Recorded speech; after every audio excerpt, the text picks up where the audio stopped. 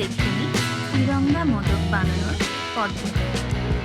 প্রথমেই কড়াইতে দিয়ে দিলাম 1 টেবিল স্পুন ঘি। এরপর ঘি গরম হলে তাতে দিয়ে দিলাম গ্রেট করে রাখা একটা গাজর। গাজরটা ভালো করে ভেজে নিচ্ছি। ভাজার পর 2 মিনিটের জন্য ঢাকা দিয়ে দিচ্ছি। গাজরে অ্যাড করে দিচ্ছি 2 টিস্পুন চিনি। এবার ভালো করে চিনিটা মিশিয়ে নেব। গাজরের পাকটা একদম রেডি হয়ে গেছে। এবার কড়াইতে দিয়ে দিচ্ছি আবারও 1 টেবিল স্পুন ঘি। এবার এর মধ্যে কুচো করে রাখা পেস্তা দিয়ে ভেজে নিচ্ছি।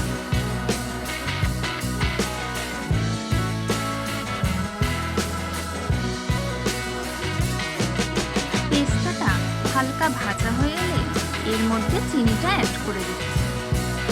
দিয়ে আবারও ভালো করে নাড়িয়ে নিচ্ছি।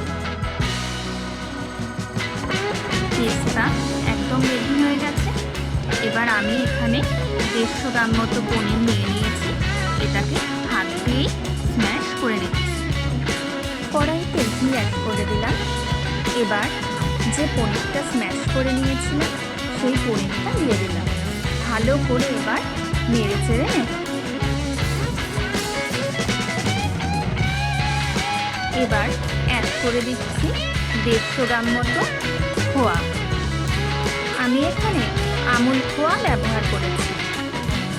সব কিছু এবার খুব ভালো করে মিক্স করে নেব।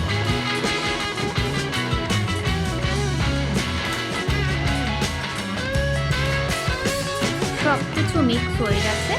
এবার এর মধ্যে অ্যাড করে দিচ্ছি পরিমাণ মতো চিনি। আমুল খোয়াতে মিষ্টি একদমই নেই বললেই চলে, তাই যে যেমন মিষ্টি পছন্দ করেন তেমন পরিমাণ চিনি আপনারা অ্যাড করে নেবেন।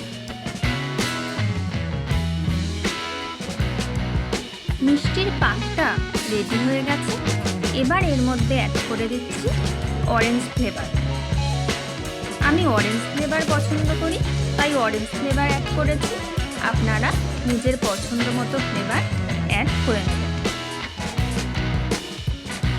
আমাদের পাক একদম রেডি। একদম প্রথমেই বানিয়ে নিচ্ছি গেরুয়া সন্দেশ। এবার সাদা সন্দেশে অ্যাড করে দিলাম গাজরের মিক্সারটা। খুব ভালো করে এবার দুটোকে মিক্স করে নেব। ভালো মতো মিক্স হয়ে যাওয়ার পর এর মধ্যে অ্যাড করে দিচ্ছি সামান্য অরেঞ্জ কালার। এবার এটাও মিক্স করে নেব। যাতে একদমই গাজরের গন্ধ না আসে সেজন্য আবারও দিয়ে দিলাম একটু অরেঞ্জ ফ্লেভার। নেক্সট সাদা সন্দেশে অ্যাড করে দিচ্ছি পেস্তা। দিয়ে দিচ্ছি গ্রিন ফুড কালার। এবার সব কিছু ভালো করে মিশিয়ে নেব। আমাদের গ্রিন পাটও একদম রেডি হয়ে গেছে। এবার সন্দেশের মোদকগুলো বানিয়ে নেব। একটা মোদকের মোল্ড নিয়ে নিয়েছি। এবার সেটার একদিকে আমি অরেঞ্জ সন্দেশ করছি, আর একদিকে গ্রিন সন্দেশ করছি, আর মিডিলে হোয়াইট। এইভাবে আমি তিরঙ্গা সন্দেশ বা তিরঙ্গা মোদক সবকটা বানিয়ে নিয়েছি। দেখুন তিরঙ্গার কালারটা কি সুন্দর এসছে। আমাদের ফার্স্ট তিরঙ্গা মোদক রেডি। সন্দেশ দেওয়ার আগে মোদকের মোল্ডে কিন্তু একটু ঘি লাগিয়ে নিতে হবে, তাহলে মোদকগুলো খুব সুন্দরভাবে উঠে আসবে।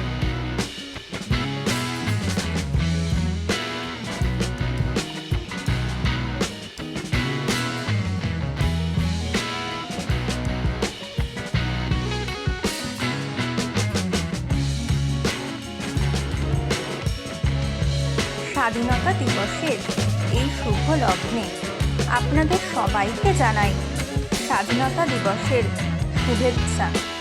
এই তিরঙ্গা মোদক দিয়ে সবাই ভালো থাকবেন, সুস্থ থাকবেন। তাহলে আসি।